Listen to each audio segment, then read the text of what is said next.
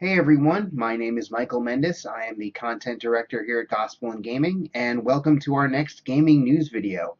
In these videos, I take a few minutes to talk about a couple of important headlines that are coming out of the gaming industry, something important or interesting, something that's making the news. The first topic I'll cover is Sony and their PlayStation Now service. PlayStation Now is their game streaming service where you can stream PS3 and PS4 games onto various devices. By the end of August, the only devices that will have access to this service are the PlayStation 4 and the PC. That means a lot of other devices which had been able to access PlayStation Now won't be able to do so. That includes Bravia TVs, Blu-ray players, PlayStation 3s, and PS Vita handheld consoles. That's a lot of devices that no longer have access to the service, but it does kind of make sense considering that the PlayStation 4 is doing phenomenally well and is probably a much more popular place to stream games than a lot of the other devices. If you do happen to be one of those people who has a subscription on one of those other devices, one of those other platforms, you'll actually have to let Sony know that you want to cancel your subscription. They're not going to cancel it for you.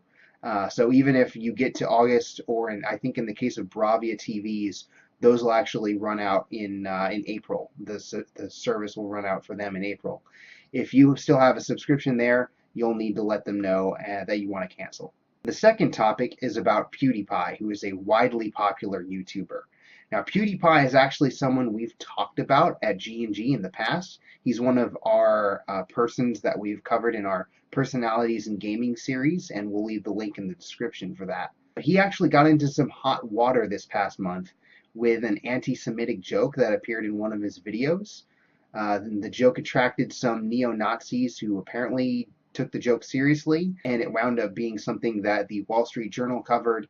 And ultimately, PewDiePie lost a couple of contracts. He lost a contract with Disney, and he lost a contract with YouTube for a premium show that he had another season set up that got canceled. Now, PewDiePie posted a response video on his channel saying that the joke had gone too far and he apologized for it, but he also attacked the media for targeting him unfairly. There's a lot of discussions, plenty of discussions to be had about this controversy. A lot of different angles you could take, a lot of questions to ask. But the thing I'd like to highlight is that it's important for us to watch what we say. And for those of us who are Christians, everything we say and do should be pleasing and honoring to God, no matter what. PewDiePie likes to push boundaries for attention and for comedy, but for us Christians, pushing boundaries for those things, for attention, for reaction, for the response we get out of people, for making more money, or increasing our influence, or climbing the corporate ladder, that's not our goal. Our goal is to love God and to love others in all of our lives, and trust that God will provide for the things that we need.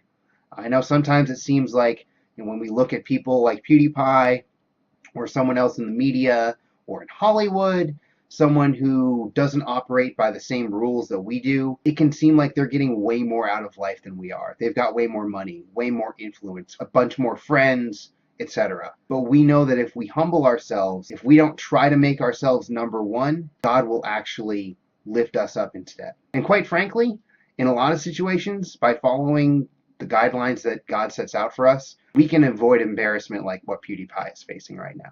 Well, that about wraps it up for this video. Thank you for watching, and we'll see you next time.